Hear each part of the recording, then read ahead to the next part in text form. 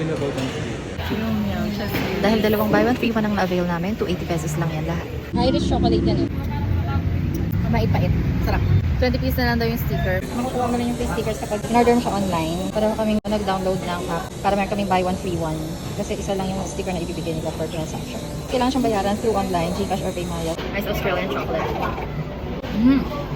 Hindi ko nakagad oh. Mapait-pait. Dark siya. Dark chocolate. Tapos edible tong straw niya. Tapos kung ito na yung less sweet. Tikman natin yung straw. Nakakain siya kaya wala siyang lasa. Tikman natin yung nut pistachio. Matamis na matcha. Pero masarap. Medyo mapait.